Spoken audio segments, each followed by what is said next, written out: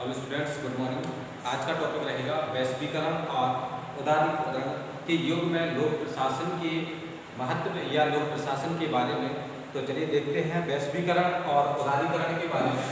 तो सभी नोट लिख लेंगे, जिसमें लिखेंगे उदारीकरण और वैश्वीकरण। सभी हेडिंग लिख लेंगे, उदारीकरण, वैश्वीकरण, वैश्वीकरण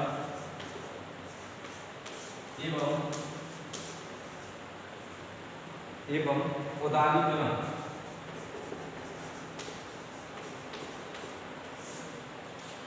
वैश्वीकरण एवं उदारीकरण के बारे में आज आपको समझना है, ठीक है। ये युग में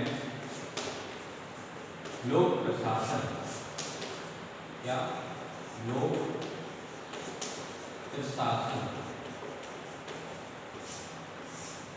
तो हमें ये समझना है कि इस चैप्टर से रिलेटेड कितने क्वेश्चन ऐसे हैं जो इस क्वेश्चन से बन सकते हैं, इस चैप्टर से बन सकते हैं। तो सभी लोग ध्यान रखेंगे कि इसमें से जो भी इंपॉर्टेंट क्वेश्चन बनाए जा रहे हैं वो आपको सभी को नोट करना है। और ये जो क्वेश्चन आपको लिखाए जा रहे हैं ये सबसे महत्वपूर्ण क्वेश्चन आंसर है, ठीक है। तो सभी लोग जो है नोट करेंगे। नंबर 1 जो पहला क्वेश्चन है, पहला क्वेश्चन जिससे रिलेटेड जो बनेगा वो क्वेश्चन रहेगा कि प्रशासकीय कानून का अर्थ क्या है। क्वेश्चन पहला क्या बनेगा इसमें कि प्रशासकीय कानून का अर्थ स्पष्ट कीजिए। क्या है क्वेश्चन, सभी लिख लेंगे। प्रशासकीय कानून का अर्थ स्पष्ट कीजिए, ठीक। ये है फर्स्ट क्वेश्चन, ठीक है। सभी ध्यान रखेंगे कि इस क्वेश्चन को आपको अपने कहीं से भी जो है उसका आंसर देख करके और इस क्वेश्चन को आपको कंप्लीट कर लेना है। ये क्वेश्चन जो है वैश्वीकरण एवं उदारीकरण के युग में लोक प्रशासन से रिलेटेड है, जो कि आपके थर्ड ईयर की क्लास से ही संबंधित क्वेश्चन है और ये आपके लिए लोक प्रशासन से रिलेटेड है, ठीक है। इसके बाद जो क्वेश्चन है वो है लोक सेवा आयोग की आवश्यकताएं बताइए, ठीक है। इसमें जो है वैश्वीकरण एवं उदारीकरण के युग में लोक सेवाएं या लोक सेवा आयोग की आवश्यकताएं क्या है। तो ये क्वेश्चन आवश्यकताओं के बारे में है। तो क्वेश्चन नंबर 2 सभी नोट कर लेंगे। क्वेश्चन नंबर 1 हमने बता दिया है, क्वेश्चन नंबर 2 बताया आपको नोट करना है। तो उसमें आपको लिखना है लोक सेवा आयोग की आवश्यकता क्या है। लोक सेवा आयोग, लोक सेवा आयोग की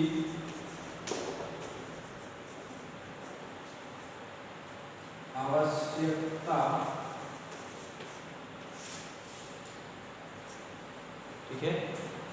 लोक सेवा आयोग की आवश्यकता, ध्यान रखें, आवश्यकता बताइए, ओके। सभी को क्वेश्चन ध्यान रखना है, बल्कि क्वेश्चन ऐसे नोट करना है जैसे सभी क्वेश्चन इंपोर्टेंट है ना। इसके बाद नेक्स्ट क्वेश्चन जो है इसी चैप्टर से रिलेटेड बनेगा, वो क्वेश्चन रहेगा। नेक्स्ट क्वेश्चन वो है लोक सेवा या लोक लेखा समिति का संगठन के बारे में। क्या है लोक लेखा समिति, लोक लेखा समिति के बारे में, ठीक। क्या रहेगा क्वेश्चन, लोक लेखा समिति का संगठन,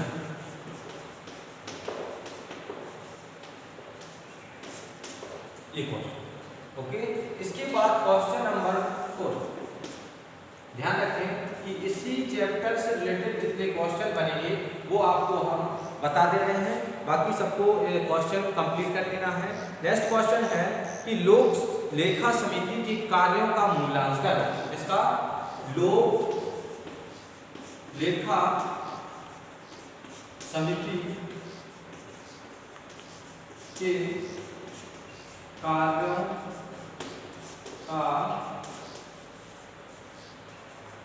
मूल्यांकन।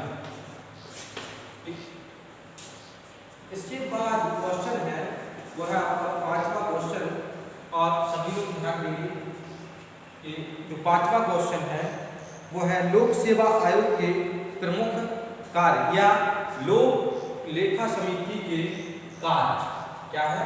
लोक लेखा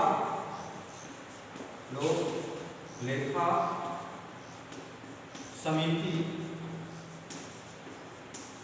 के कार्य बताइए। ओके, इसके बाद नेक्स्ट क्वेश्चन बनेगा कि लोक सेवा आयोग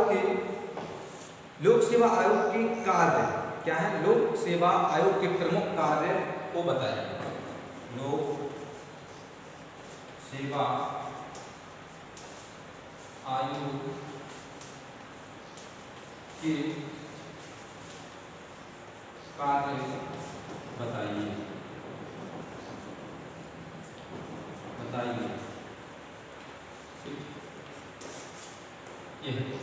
इसके बाद 7वां क्वेश्चन इसी चैप्टर से रिलेटेड रहेगा, और उसमें देखेंगे कि 7वां क्वेश्चन जो है वो है वैश्वीकरण से आपका क्या अभिप्राय है। अर्थात वैश्वीकरण से आपका क्या तात्पर्य है, ऐसा क्वेश्चन है। देखेंगे तो क्या है। 7वां क्वेश्चन है वैश्वीकरण से रिलेटेड, ठीक है। तो ध्यान देंगे, वैश्वीकरण से आपका क्या तात्पर्य है। ठीक, वैश्वीकरण से आपका क्या तात्पर्य है या वैश्वीकरण से आपका क्या अभिप्राय है, ठीक है।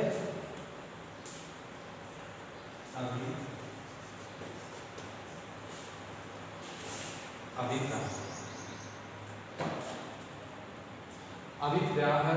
और इसके बाद नेक्स्ट क्वेश्चन है 8वां क्वेश्चन है। 8वें क्वेश्चन में जो है हम आपको बता दे रहे हैं कि 8वें क्वेश्चन में वैश्वीकरण या पद सोपान का अर्थ बताइए या समझाइए। पद सोपान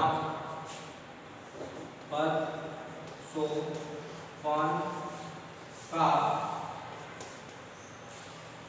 अर्थ बताइए। ठीक, इसके बाद क्वेश्चन नंबर 9वां क्वेश्चन देखेंगे, और 9वें क्वेश्चन में है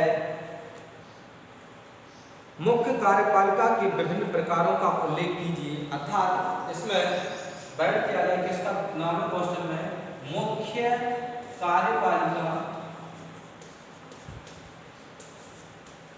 के बारे में क्या है। मुख्य कार्यपालिका के विभिन्न कार्यों के क्या है, विभिन्न प्रकारों का उल्लेख कीजिए।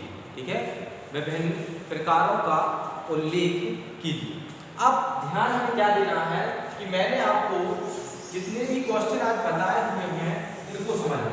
ठीक है, जितने भी क्वेश्चन आपको बता दिए गए हैं इनको समझना है। तो सबसे पहले जो मैं आपको बता रहा हूँ कि पार्ट जो है आपका चैप्टर जो है वैश्वीकरण एवं औदारीकरण के युग में लोक प्रशासन का क्या आशय है, क्या महत्व है, उसके बारे में आपको पता है। जिसमें से इस पार्ट में से रिलेटेड जितने भी या संबंधित जितने भी क्वेश्चन महत्वपूर्ण हैं वो आपके लिए मैंने यहाँ बता दिए गए। सभी लोग इन क्वेश्चनों को महत्वपूर्ण समझ करके कंप्लीट कर देंगे। जैसा कि फर्स्ट क्वेश्चन मैंने बताया है, प्रशासकीय कानून का अर्थ स्पष्ट कीजिए। ठीक है, तो ये जो है फर्स्ट वाला क्वेश्चन बताया गया था। सेकंड क्वेश्चन था लोक सेवा आयोग की आवश्यकता बताइए। ठीक, इसके बाद तीसरा क्वेश्चन था लोक लेखा समिति का गठन के बारे में बताइए। ठीक है, इसके बाद नेक्स्ट क्वेश्चन था लोक लेखा समिति के कार्यों का मूल्यांकन कीजिए। ओके, इसके बाद लोक लेखा समिति के कार्य बताइए। ठीक, इसके बाद छठवां जो क्वेश्चन था वो था लोक सेवा आयोग के कार्य बताइए। इसके बाद सातवां जो क्वेश्चन था वो वैश्वीकरण से आपका क्या अभिप्राय है, इसके बारे में बताइए। ठीक है, इसके बाद नेक्स्ट जो क्वेश्चन था वो था आठवां पद सोपान का अर्थ क्या है, इसको बताइए।